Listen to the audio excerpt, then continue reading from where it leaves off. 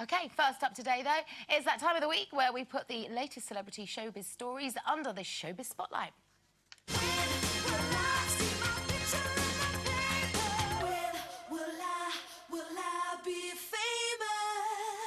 Now, first up, pictures of Victoria Beckham doing a spot of shopping have emerged in the papers this week because she's not shopping alone. She's got a few helpful men on hand to help her carry her bags, as you can see there.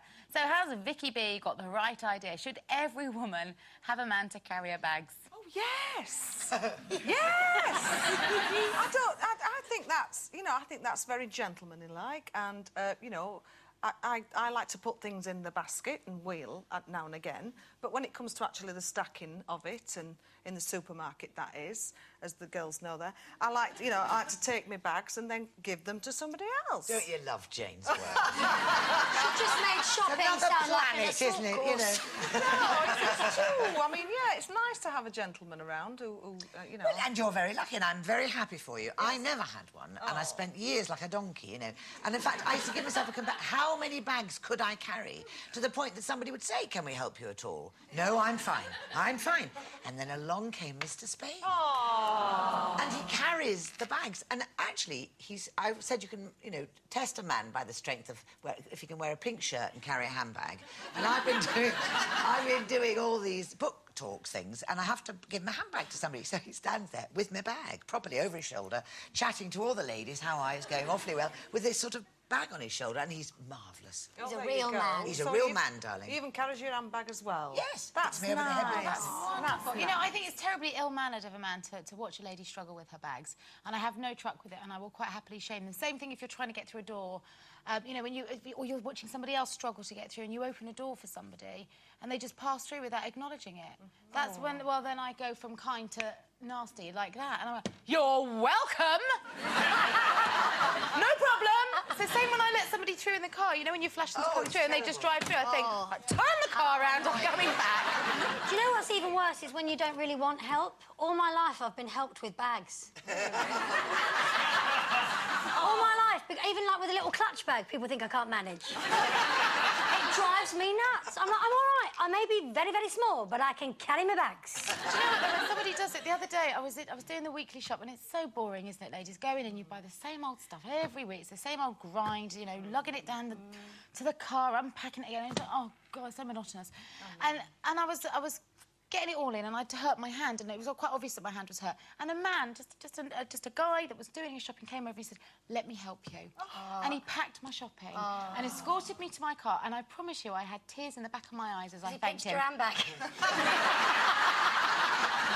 No, he didn't. He did me handbag. Well, there was a terrible thing happened to me. I didn't realise. I was staying at this hotel, and, of course, I travel with a lot of cases because I'm on tour. No! Yes, I do. I have lots of bags to carry, you see, and I didn't realise. I just saw this fella, and I just said, "The bags are in the back, thank you very, very much." Not realising that it was actually James Martin, the chef. Up the tilly! And he went and got me bags. No, but the real beauty of that story is that Jane was totally unaware that it was James Martin until he came on the show and went, "By the way, I'm not a bellhop, but I gladly took..." He took your bags for you, didn't he? I know, I was so embarrassed. I thought I didn't tip him her out. Now, next up, Mick Jagger and his former wife, Jerry Hall, have allegedly put their foot down with their youngest daughter, Georgia May Jagger, over her showbiz lifestyle. The 18-year-old schoolgirl reportedly pulled out of a launch this week because she'd been grounded. Now, Georgia might be the next big thing in the modelling world, but wily old Mick is determined that she gets her head down, cracks on with her studies and gets her A-levels. So, has the former wild man of rock, Mick, got a leg to stand on when it comes to grounding his daughter, do we think? I do think he has, qualified? Yes. Yeah, I do. I actually think parents who've been there and done it a bit have more right to say, "Listen, we all know they're going to go and do the opposite of what you asked them to do, but she is 18. We all know the world out there is a bad world. Why encourage them in there if you can just say to them, hang on, you've got lots of time, you're doing your A-levels, please, finish that, you'll never have the chance to do them again. Just, and we don't know how badly she's behaved to it. She could have been really naughty and he's had to..." Yeah, well, you see, but then again, you do look at Jerry Hall and you look at Mick Jagger and their past and you think, well, they haven't done pretty bad for themselves either, do you? So you cannot say to the child, don't do as I do, do as I say. And I must admit, I know a lot of very successful people who left school at 15.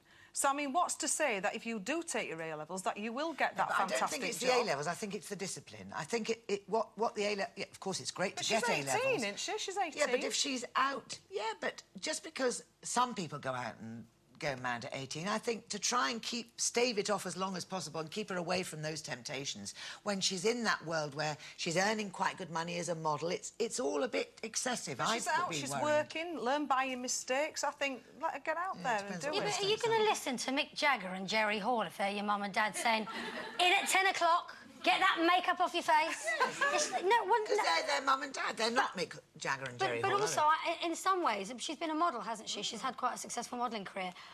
I think it's a bit late to say, well, look, you've been a very successful model, you've probably made yourself a few quid, now you've got to stay in, do your A-levels.